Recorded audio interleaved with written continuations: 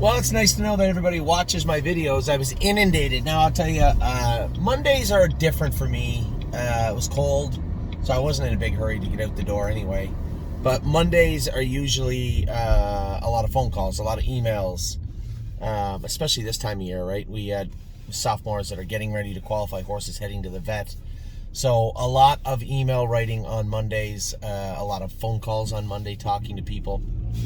Where in the hell am I going? I was going to that Tim Hortons. That's what I was doing. Let me just wheel around here. I'm in the wrong lane. Sorry about that. We'll go to this Tim Hortons down here. It gives me time to talk to you. If I go to that one there, cuts up the video. So we had Matt's MVP, Patrick de Piranha. A lot of questions swirling around Patrick. A lot went on today. Very important. I'll get to him.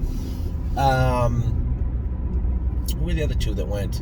Matt's MVP went, Patrick de Piranha went, Arch's Rainbow also went, and the other horse was from Dominic's barn, Blue Bayou Deal. So we'll get right to it. We'll start with, I'll end with Matt, because a lot went into Matt. I'll start with the easier ones. Blue Bayou Deal, as I suspected, just maintenance. We injected her knees, her lower hocks, and she had a dirty little splint that was bothering her left front, which actually makes a lot of sense now that I think about it. So Blue Bayou Deal patched up a little bit. She's going to qualify, easy qualifier for her on Friday, and then away we go.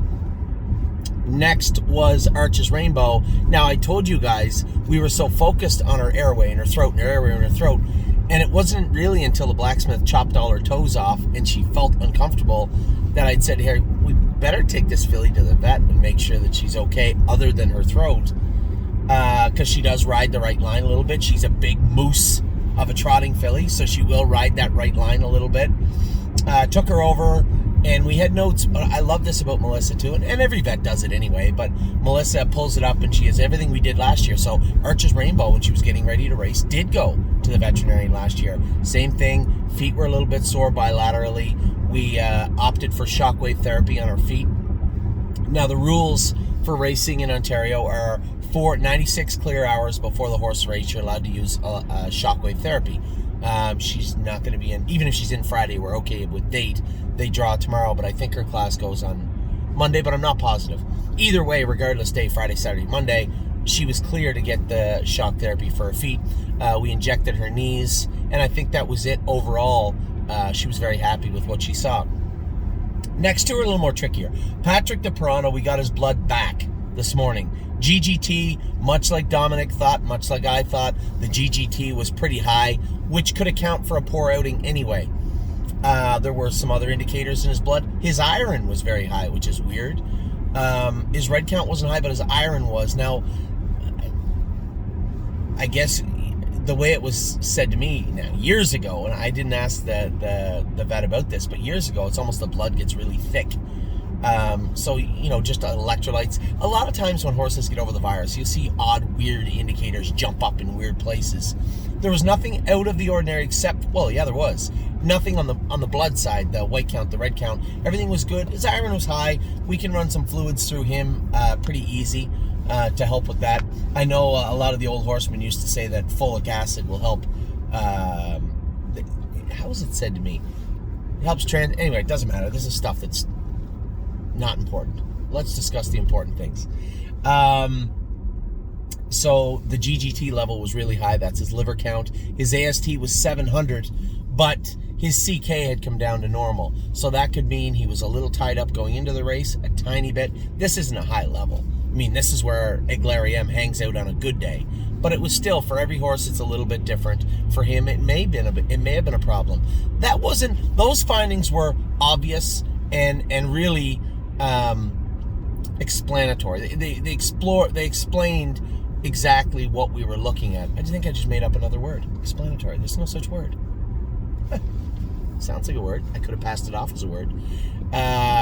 Explains a lot. So the GGT and the AST alone, you'd say, oh yeah, I could see that. Okay, fine.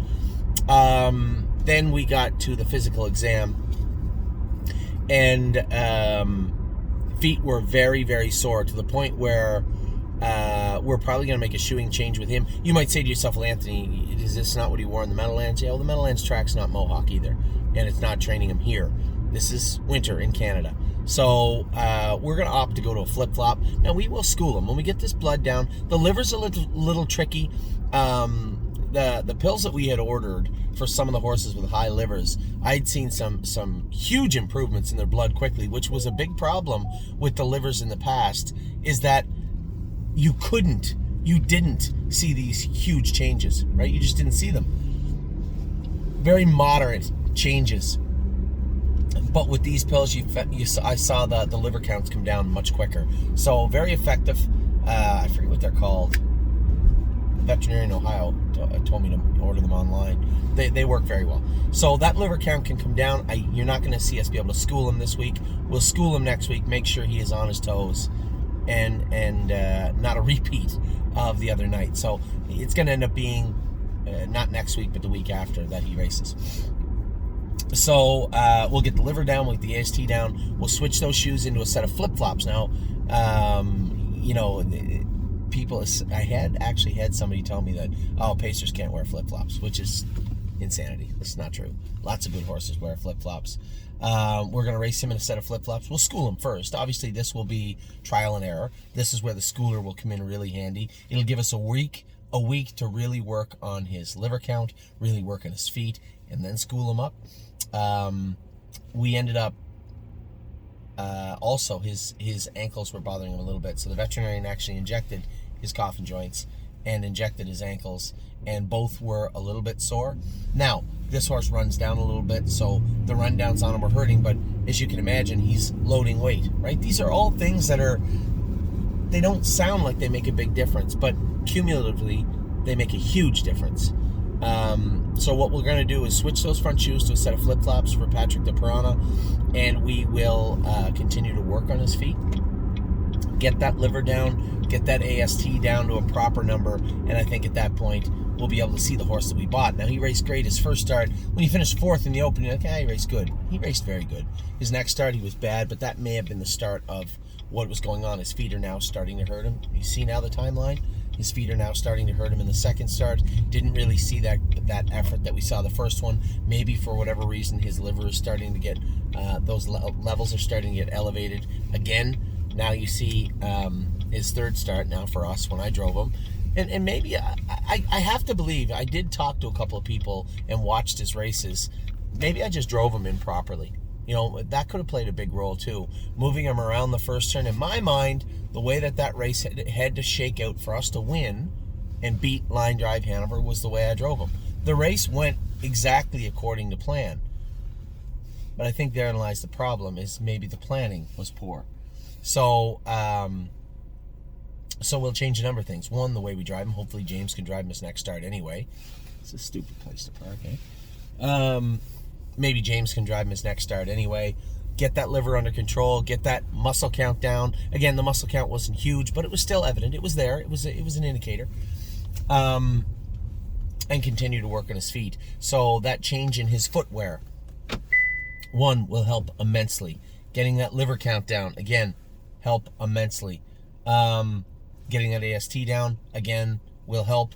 And I think another contributing factor is just not driving him the way I drove him. So in all fairness, I will take some of the criticism, even though I could easily blame it on the blood or the footwear or anything.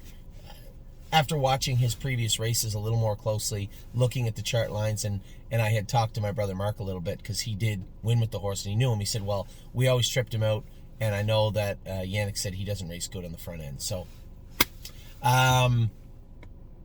all that, when you take everything I just said, even the made-up word, into consideration, what you're left with is the puzzle going back together, right? I know it really, really, really sucks, and it hurts a lot when a horse that we have such high expectations for just looks terrible.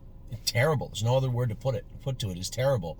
But at the same time, this is going to happen, right? I said living, breathing animals, sore feet, high liver. These are two very big contributing factors to horse to race bad. In fact, and then you couple that with putting him in a position to race bad. That's what you get. So I think everything, as you step back and take a look at the whole picture in front of us, you have the sore feet, You have the liver count, you have the tiny bit of AST, and then putting him in unfamiliar territory on the racetrack. I think all of that mixed together in a bowl, and you get a shit sandwich. So that's where we are with Patrick the Piranha. I'm happy with what I've seen now from the blood work and the report from the veterinarian. I'm comfortable in saying that we can fix. So that's Patrick. Now, not the highlight of the day, but this is a horse that we took from a country to here to have Dr. McKee look at. This is what we took him there for. So a number of insights into Matt's MVP. His feet were sore. Bilaterally, they were sore. So again, I didn't want to change him to a flip-flop in Ohio. Northfield Park, that for some reason that track, the flip-flops, they don't race as well on that track anyway. So maybe in my head there was a little bit of a concern subconsciously, even, that we've had horses in flip-flops. Yes, some of the horses, the 2-year-old trotters, race good, but when we go to change to a flip-flop in Northfield, I don't see the same response as I do, say, at a Mohawk sometimes. So maybe I was subconsciously, I was veering away from that anyway. The shoe that we have on him right now is not going to work anyway. So his feet are sore at the heels. So flip-flops, that's kind of what they were made for. So a tailor-made shoe for what the first issue that we found with Matt's MVP. Right hind ankle. Now, this horse also had gone to Melissa last year and been looked at. When she pulled up the vet reports, right hind ankle, roughness on the joint surface. That reminds me of another horse to talk about, so stay tuned. Roughness on the joint surface, right hind ankle. Now, as I said to you, it was very odd that he warmed up sore, yet when push came to shove in the mile, he could overcome. And she thought right front check ligament. We checked his check ligaments. The check ligaments a lot of times on a young horse is a secondary issue, but it is painful. Very, very painful. So Mike had injected, Dr. Latessa had injected his knees and his check, but we did not do that right hind ankle on this horse. I didn't see it. He wasn't riding the left shaft like it would be bothering him. But upon inspection at Dr. McKee's, and we floor scoped him, nothing shocking, glaring, or out of the ordinary was found. The same roughness on the right hind ankle was there. We injected his right hind ankle. Both his knees, a little rough and tumble. That's a my MVP trait anyway. We went through that all the time. So there's a management. We did the upper and lower joint of his right knee and did his left knee. And then she asked us to put a real good blister on his checks. Now, all of this stuff was done with Matt's MVP. I believe the trigger may be the shoeing, and may be that it all was done at once. We did one, then we did another, but maybe the one we did was starting to get sore a little bit, and he was starting to regress away from that veterinarian work as we did the other one. I'm not a big fan of going to the vet and just doing everything. It costs a lot of money. You guys are paying the bills. You understand. My partners out there understand that you just can't write blank checks all the time. It's just silly. So I think we were in the right vicinity a number of times, but never all at the same time, which is rare. It doesn't usually happen that way. In fact, I was so certain it wasn't that, I took him from one country to another to ensure that we got a full picture of what it was. And it isn't that Dr. Latessa can't do this. A very sharp vet. I would take horses for him to look at also. He doesn't have a fluoroscope machine, not with him in the truck.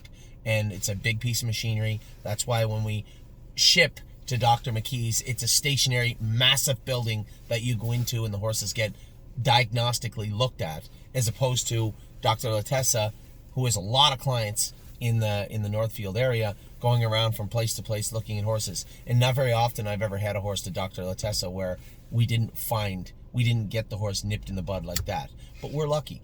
You know, we're a big operation. We have the ability. It's not like somebody on the backstretch of Northfield can say, hey, why don't we ship that horse to Canada and have Dr. McKee look at that horse? It just doesn't happen. But we're available. We can do that because we have the ability to do that. So Matt's MVP, nothing new found. There were some old lines. You can see healed up lines in his knees, used up my MVP knees. Not shocking. You combine that with the feet bilaterally that were sore. We're going to put the flip-flops on him. I think the key was that if there's any weight distribution from the front end, some of it goes to that right hind ankle and it just can't support it. It's not that there's an issue. It's not that he's going to break it. Just the actual structure itself is a weak point in that horse. Right? The confirmation of Matt's MVP, there is a weak point, and it's that right hind ankle. It's never broke. It's never cracked. There's never been chips in it. but it is a weakened part of him.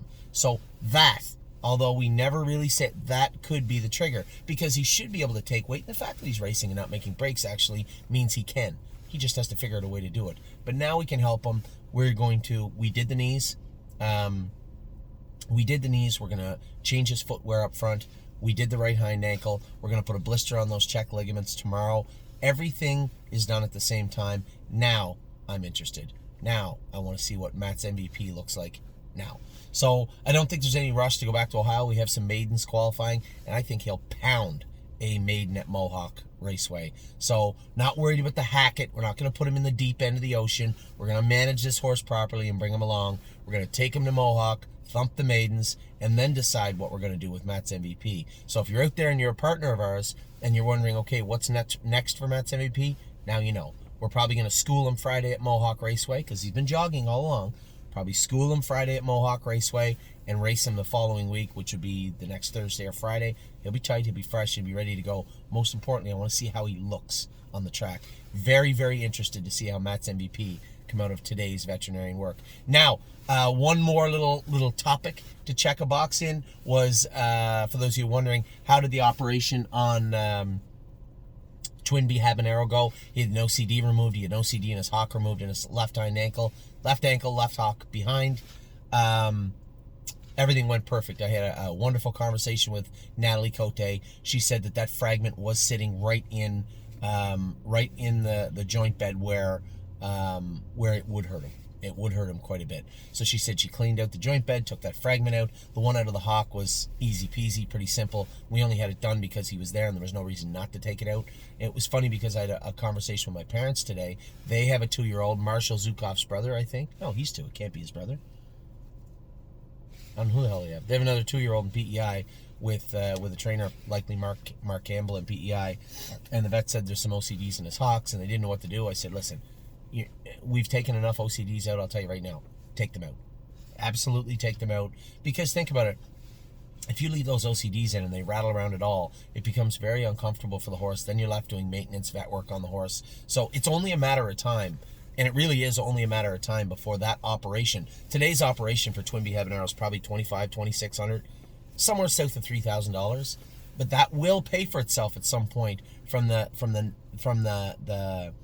lack of necessity to inject those hocks as the horse is in his racing career. So that operation, in my mind, will absolutely pay for itself. At some point on that timeline, that horse's racing career, that operation will actually be $0. So Twin B Habanero, everything's a green light, no complications, no concerns. As soon as the sutures are out in 14 days, he's back jogging on the track. Yes, it interrupted his schedule, but he'll be a better horse for it overall. So with that, I now am done my video. I still have to get my tea at Tim Hortons. And then I'm going to go down to the barn. We do have 4 or 5 horses that are sick. We're dealing with it. I know this is a common trend. It's been a crappy year for weather and sickness, man.